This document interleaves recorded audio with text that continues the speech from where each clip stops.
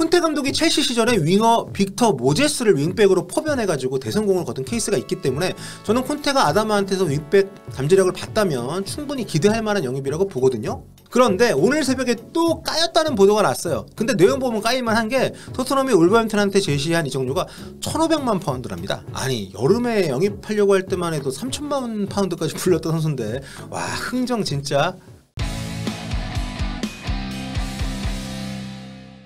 안녕하세요, 볼리TV 성욱입니다. 토트넘이 베르베인의 기적같은 활약으로 식스센스급의 반전 역전승을 거뒀습니다. 프리미어리그 역사상 가장 뒤늦게 시작된 역전극으로 기록이 됐다고 하는데요.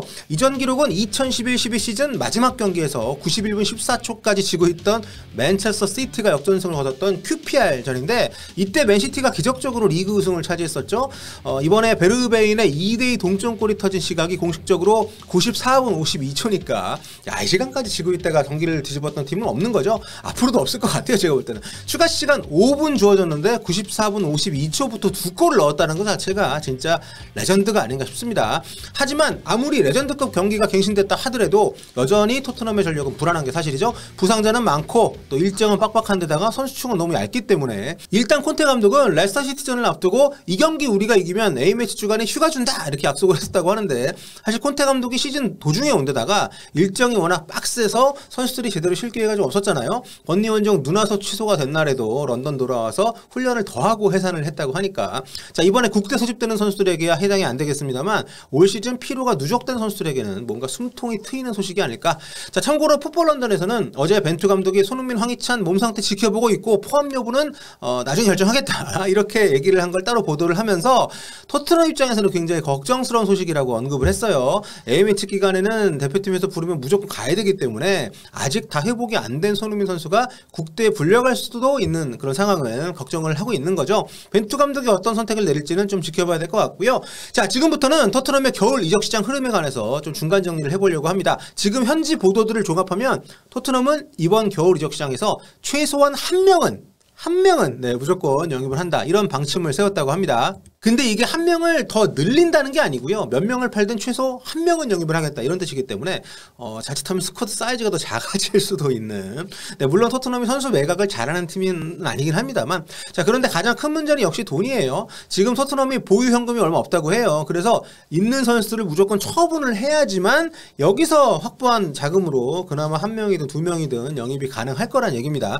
이달 초에 그 레비 회장이 카리브해의 휴양도시 바하마에 있는 레비 회장보다 더 위에 있는 진짜 쩐주인 왕 회장님 조 루이스 회장님을 만나고 왔는데 이분이 레비 회장도 고용을 한 거니까 빈손으로 돌아온 걸로 알려져 있습니다. 추가로 자금 지원을 해주겠다 이런 약속을 못 받은 건데 그래서 있는 선수들 팔아가지고 확보한 돈으로만 새로운 선수 영입이 거의 가능한 상황이다. 그렇기 때문에 지금 토트넘 입장에서는 굉장히 좀 이번 이적 시장이 여러 가지로 바쁠 수밖에 없는 거죠. 지금 토트넘이 내보낼 의지가 있는 걸로 알려진 선수 가운데에서 자금 확보에 도움이 될 만한 선수는 크게 4명 정도인데요. 이적료도 이적료입니다만 이 선수들이 받는 급여 그러니까 급료를 줄이는 것도 굉장히 중요합니다. 특히 은돈벨레는 좀 얼른 빠져줘야 됩니다. 왜냐하면 급여가 비싸요. 어슬렁거리는 주제에 급여는 팀 내 최고 수준입니다. 손흥민만큼 받고 있으니까. 또 열받네 이거. 자 그러니까 당연히 넷 중에서는 은돈벨레를 내보내는 게 토트넘의 최우선 과제가 아닌가 생각이 드는데요.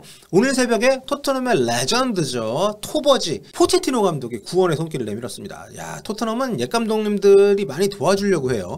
자 로마노 기자도 새벽에 캠을 켜고 거의 뭐 히어리고급의 영상 또 올렸던데 자 포체티노 감독의 파리 생제르맹이 올 시즌 끝날 때까지 잔여 시즌 동안 은돈벨레를 임대하고 싶다 이런 뜻을 토트넘에 전했다고 합니다. 자, 이게 참 재밌는 게 토트넘 전임 감독님들이 은돈벨레를 다들 데려가고 싶어 한다는 거죠. 로마에 있는 무리뉴 감독도 지금 은돈벨레 영입을 원한다는 보도들이 한동안 나왔었잖아요. 자, 포체티노 감독은 자기가 있을 때 데리고 온 선수니까 뭐 책임진다는 의미도 있을 수 있는데 무리뉴 감독은 본인도 토트넘에 있을 때 그렇게 적극적으로 중용하진 않았거든요. 아무튼 이 명장들이 모두 은돈벨레의 잠재력에 대해서 기대가 좀 컸던 게 아닌가. 지금 또 값도 떨어졌기 때문에 지금 이 정도면 데려갈 수 있다고 생각을 한 것 같아요. 아무튼 현재 스코어로 파리 생제르맹이 은돈벨레 다음 행선지가 될 가능성이 가장 높다고 하는데 문제는 급여입니다. 뭐 임대인 경우에는 그러니까 완전 이적 조항을 포함시키느냐 여부도 중요하지만 지금 은돈벨레가 토트넘에서 매주 20만 파운드, 그러니까 환율이 좀 올랐으니까 우리 돈으로는 매주 3억 2천만 원씩 받고 있거든요. 파리 생제르맹이 이거를 다 임대 같은 경우에는 급여를 다 부담하는 경우도 있지만 안 부담하는 경우도 있고 협의하기 나름이니까요.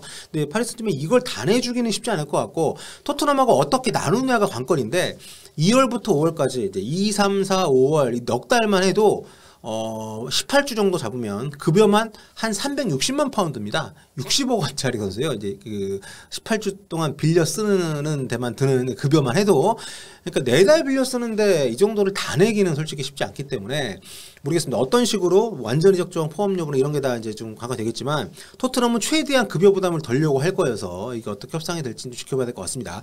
은돈벨레 말고는 일단 델레알리는 뉴캐슬행을 거부했다는 얘기가 들리고 있고 그 밖에는 별 소식이 없고요. 도어티도 지금 원소속 팀인 그 울버햄튼에서 다시 사간다는 얘기가 있었는데 좀 잠잠해졌습니다. 개인적으로 베르베이는 좀 남겨도 도어티는 처분을 좀 해야 되지 않을까. 그래도 현지에서는 지금 팔면 도어티 한 1,000만 파운드 정도, 그러니까 약 160억 원 정도를 이적료 받을 수 있을 거라고 보고 있는데 물론 울버햄튼에서 들여올 때보다는 많이 엄청 싸진 거죠. 근데 지난 레스터시티전 반짝 잘했다 하더라도 좀 모르겠습니다. 계속 이 친구를 데리고 있는 것이 팀에 도움이 될 것인지. 베르베는 그동안 이번 극장골 이전에도 콘테 감독이 계속해서 애정을 좀 보여왔던 선수잖아요. 개인적으로는 잔류가 좀 유력해 보이는데 그래서 현지에서는 벌써 토트넘이 그동안 베르베이를 내보내려고 아약스하고 진행하던 이적 협상을 중단했다 이런 얘기도 들고 있습니다. 아약스 입장이 이렇게 되면 좀 난처해질 거예요. 왜냐하면 아약스가 다비드 네레스를 지난주에 샤크타 도네츠크로 이적을 시켰습니다.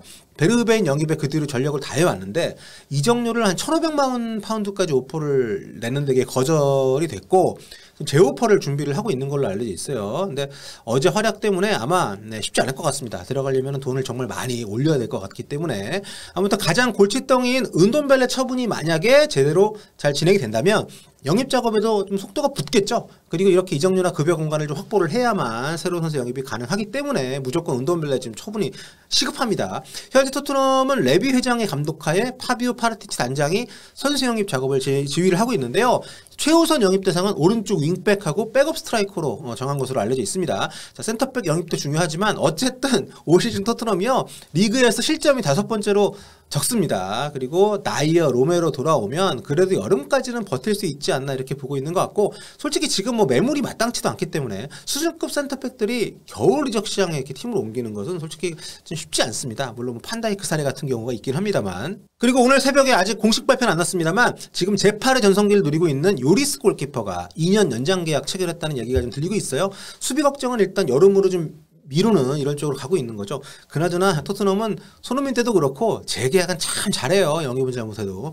그리고 라이트백 다음이 이제 중앙 미드필드 자리인데 지금 콘테 감독이 원하는 게 좀 창의적인 크리에이티브한 플레이메이커를 원하고 있는데 이 자리 역시도 지금 품귀 현상입니다. 그래서 지금 레스터 시티전에서 호이비에르스키 윙크스 3미들 조합이 꽤 괜찮았기 때문에 벤치에 또 알리도 있고요. 지금 뭐 캐시에나 여러 선수들 언급은 되고 있습니다만 아무튼 이번 1월에 당장 급하게 영입할 자리는 아니라는 판단을 내렸다 이런 얘기들이 현재 보도에 나오고 있습니다. 아무튼 뭐 어떤 선수 어떤 포지션이 됐든 간에 결국 가장 큰 문제는 돈입니다. 한 명만 영입을 한다고 해도 지금 토트넘이 원하는 수준의 뭐 오른쪽 윙백, 뭐 백업이라고 해도 값비싼 포지션인 스트라이커 이거 다 돈이 꽤 많이 들거든요. 그러니까 지금 현재에서 가장 유력한 영입 1순위를 보고 있는 게 올버햄튼의 지금 아다마 트라우레인데 이 친구 데려와가지고 윙백 쓴다는 거잖아요. 콘테 감독이 첼시 시절에 윙어 빅터 모제스를 윙백으로 포변해가지고 대성공을 거둔 케이스가 있기 때문에 저는 콘테가 아다마한테서 윙백 잠재력을 봤다면 충분히 기대할 만한 영입이라고 보거든요. 그리고 지금 토트넘이 마땅한 라이트 윙백의 시장이 없기도 하기 때문에 아다마한테 적극 오퍼를 넣는 분위기는 이해가 갑니다. 그런데 오늘 새벽에 또 까였다는 보도가 났어요. 근데 내용 보면 까일만 한 게 토트넘이 울버햄튼한테 제시한 이적료가 1,500만 파운드랍니다. 아니 여름에 영입하려고 할 때만 해도 3,000만 파운드까지 불렸던 선수인데 와 흥정 진짜 거기서 거의 뭐 절반 가격을 제시한 건데요. 아무리 상황이 달라졌다고 해도 울버햄튼이 원하는 금액보다는 많이 작습니다. 올버햄튼은 최소 2천만 파운드 이상을 원하는 것으로 알려져 있는데 아다마 트라오레가 지금 올버햄튼 계약이 1년 반밖에 안 남았어요. 그래서 여름하고는 상황이 달라진 건 맞습니다. 재계약을 안 한 상태이기 때문에. 그래도 4년 전 미들즈브로에서 사온 금액이 있고 또 지금 보시는 것처럼 트랜스퍼 마르케트 평가액도 2,800만 유로니까 한 380억 원이 되는데 여러모로 봐도 좀 많이 후려친 금액이에요. 그러니까 선수가 올버햄튼 뜨고 싶어하는 걸 좀 알기 때문에 토트넘이 또 레비한 건데 아무튼 이러다가 또 영입 못하는 건 아닌가. 아무튼 이 밖에도 지금 뭐 블라우비치나 뭐 링가드, 뭐 디발라 쟁쟁한 선수들의 이름이 토트넘 영입 대상에 물망이 오르내리고 있는데 일단 지금 토트넘 상황은 누구든 매각을 해야 새 선수를 들일 수 있는 자금을 확보할 수가 있기 때문에 지금 이적 시장이 열흘밖에 안 남은 상황에서 좀 서둘러야 되는 거 아닌가 이런 좀 걱정이 들고요. 상황을 좀 더 지켜봐야 될 것 같습니다. 첼시전 끝나면은 좀 누가 됐든 빨리빨리 좀 처분을 해야 되지 않을까. 자, 오늘 여기까지 하고요. 조만간 또 다른 영상으로 돌아오겠습니다. 꿀빠.